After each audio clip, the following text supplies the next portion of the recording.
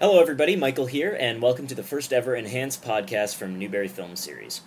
Our goal with these podcasts is to explore independent filmmaking in the digital age by connecting with artists from all around the country and to explore their work on a personal basis. In this installment, we'll be speaking to three folks behind A Lucky Movie, which is an independent film production located in the greater Boston area.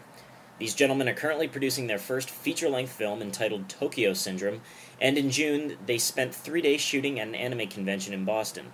While the initial shoot was a productive endeavor, they did encounter a multitude of technical problems and even had to let go of their lead actress once they ran into some intense scheduling issues. I was lucky enough to sit down with Peter, Gary, and Ted recently and spoke with them about the project itself, what motivates their work, and the state of the industry from an independent vantage point.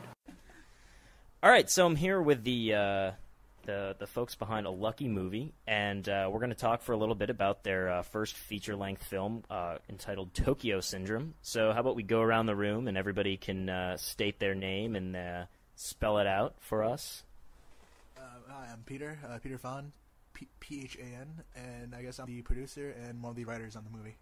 I'm Gary May, M-E-I. I'm the director and writer for this project. And I'm Ted Harris. I'm the actor and, I guess, superstar, playing Ruben. Lead actor, yeah. So it's going to be super. We wanted to make a feature for a while now because we've been making like shorts for quite some time, and so we really wanted to make a project that was within our budget and within our experience levels so far. So we tailored this movie to be I guess. For our generation, and something we could do easily, and obviously it's just some whole concept that you always should do. Like, what you should work with is what you know, because that's the only way you can pull it off well. And right. So what this movie is just what we know. Me and my roommate last year, I came up with the idea over a year ago, in our dorm. Me and my roommate John, who's playing Vic in the movie, he's a supporting role. And he's pretty much really heavily involved in the creation of this too. We're just in a room every day. Like, the main character in this movie is kind of antisocial, is afraid to leave his room, and then we found that in ourselves living in the dorm. We're just too comfortable. Yeah. So we just stay in there every day. We're like, this is kind of depressing, you know. Like, we should kind of get out more, and we just built on that. I read this news article about this Japanese woman who was, I guess, kidnapped and she was gone for like 5 years or so, and all of a sudden she comes back, and then everyone's like, okay, what happened to you?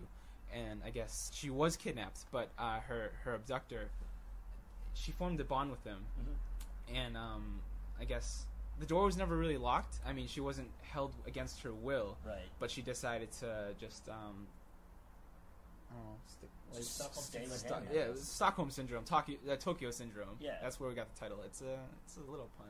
The whole YouTube generation, it's kind of like how when Gutenberg invented the printing press. Yeah. The fact that before then people were illiterate because they didn't have that many books around, and then after that, reading exploded and education became huge. So I feel like this is actually a really important step for all movie makers and filmmakers just in general, because this is the option to do your work quickly, easily, and get it out there, and just have it out there. People are able to separate the men from the boys by now. I mean, there's so much stuff out there. People who release crap, they're gonna release crap anyway, regardless. Well, yeah, the thing about like YouTube and online videos is that because of it, I feel like the attention span of everyone's gone down a lot. I mean, you have like these 30-second short films, and then people watch like 100 a day. And where are you guys right now at school, and what are your goals moving forward from that? Right now I'm a senior in high school in North Quincy. Woo. But yeah, no, I hope right now I'm gonna go to this summer I'm going to an acting camp. Most people don't really believe me when I tell them I'm actually a nursing student at Mass College of Pharmacy. But the truth is, I don't know, I hate it there. I just, I mean, like, it's good and all and everything for, I don't know, I can get a job after, and then just use all the money from that to finance my other movies. I think the only person involved with film directly in this project is our lead actor Ted, just because he's going to school for he's playing like a full career on it. But I guess me and Gary, we're playing on 9 to 5s with film as not so much a hobby as the other thing in our lives, the other important thing in our lives. Yeah, don't get me wrong. I mean, film's definitely my #1 priority. I'm academic probation right now. I'm like this close to failing out. I hope my parents don't hear this. Yeah. Basically, the best way to learn things actually is just to do them technically, and that's what we're doing right now. We're making a movie ourselves. I hope I'm not offending anyone if I say this, but like, I think you might agree. Offend away. No, well, I mean, like, I think Michael would agree because he's done a feature. I mean, actually going out there and making your just going out there and making a movie. That's your film school. You learn everything firsthand, and you experience all the hardships and stuff. All right, so you mentioned that the script itself came from where the writers were at the time in their own lives, but one of the things you also mentioned was that the idea was sort of tailor-made to your own capabilities. Do you feel like that's an added benefit as an independent filmmaker, is that you're sort of forced to film what you know and what you're capable of creating? Well, I feel like it's actually not creative shackleting. It's more like giving you it's like having the home field advantage, if anything. I admire those that step outside their comfort zone also, but yeah, home field advantage, I suppose. that was one thing we were trying to work on, because Ted has a theatrical background, and I found that there's a huge difference between acting in theater and film. Yeah. Because in theater you want to project yourself. It's definitely different. It's a change.